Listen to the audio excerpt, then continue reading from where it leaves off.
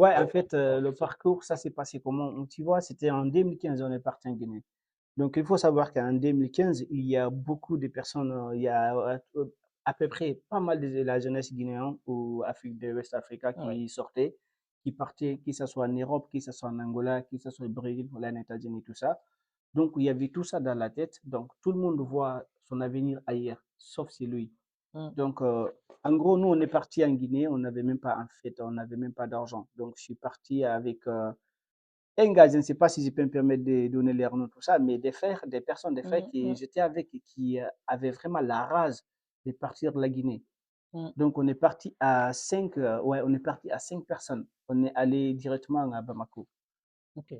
Mais il faut savoir que dès que nous avons, comment dirais-je, dès que nous sommes arrivés à Bamako, nous avons commencé directement à regretter pourquoi on est sorti. Pourquoi? Parce que déjà, le goût de l'eau, ce n'est pas le même.